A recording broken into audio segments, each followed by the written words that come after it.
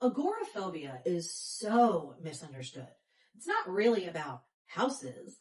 It's about where your nervous system believes you are safe. And that map can become ridiculously small. When people hear agoraphobia, they usually picture someone who hasn't left their home in years. And yes, for some people, that is exactly what it looks like. Some people aren't even able to leave one room of their home. Some people are completely bedbound because even walking to another part of their room sends their nervous system into a panic. But that's only one end of the spectrum. There are also people with agoraphobia who go to work outside of the home every single day. There are people who can grocery shop, but only if they go to that one specific store. There are people that can drive just fine on familiar roads, but panic if there's any kind of detour. There are people that can go to restaurants as long as they sit near the exit. People who can travel if a safe person comes with them. And some people, like me, can do almost anything until one day, suddenly they can't. If you're new here, welcome in. This is a place where we make sense of confusing family dynamics, toxic relationships, narcissistic behaviors, and the invisible wounds that they leave behind. Understanding what happened is often the first step toward healing from it. Agoraphobia is so misunderstood. It's not really about houses. It's about where your nervous system believes you are safe. And that map can become ridiculously small. But it almost never just happens overnight. It usually starts with something completely understandable. Maybe you had a panic attack at the store.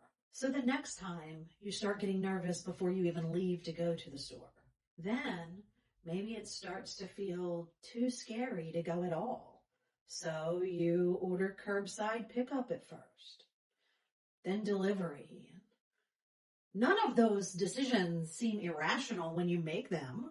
Every single decision feels like you are solving a problem. Your brain feels like you have avoided danger. You have protected yourself. Except your brain isn't learning what's actually safe. It's learning that avoiding going to the store is what keeps you alive. And that's the trap. Every time avoidance lowers your anxiety, your brain rewards it. Your brain is up there clapping. Good job. Let's do that again. Over weeks and months and years, your world quietly begins folding in on itself. And it's not because you're weak or lazy. It's because your nervous system is doing exactly what nervous systems are designed to do.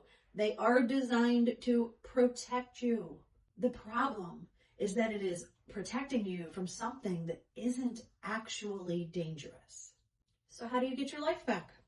Unfortunately, the answer is no fun at all. Because the answer is, of course, exposure. And that doesn't mean throwing yourself into Times Square on day one. It doesn't mean white knuckling through things that are overwhelming. It means starting with tiny exposures, unlocking the door for 10 seconds and then locking it back again.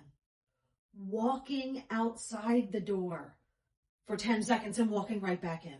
Standing outside the building. Driving to the parking lot and staying for a little while. And then doing it again and again and again. But of course, recovery is not one straight line. You will make incredible progress. And then you'll get sick, or you'll have a stressful month, or lose someone, or your nervous system just gets overloaded for reasons you don't even understand. And then all over again, places that felt easy yesterday feel impossible today. When that happens, people often think that they have ruined their progress, but you haven't. You've just started over. And starting over is way different than starting from scratch. Your brain remembers. Those pathways that you have spent time building aren't going to disappear overnight, or even in a week, or two, Sometimes they get a little fuzzy, and sometimes you have to walk the same path over and over again, but they're still there and they're getting stronger. I have had to start over more times than I can count, and every single time it feels discouraging. I feel like a failure. But every single time, I've also noticed that I get back faster than I did last time. My brain already knows this road. It's like a hiking trail that got all overgrown. The path didn't just vanish. You just have to clear it out again. Rewiring a brain isn't about never having setbacks.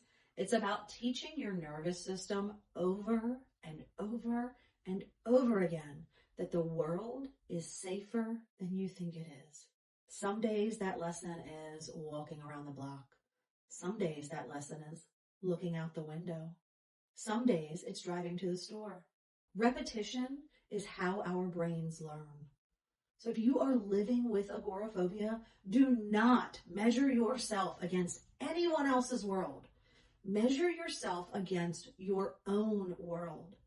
Recovery is not about suddenly becoming fearless. It's about making your world one tiny bit bigger than it was yesterday. And eventually, those tiny bits become a life again.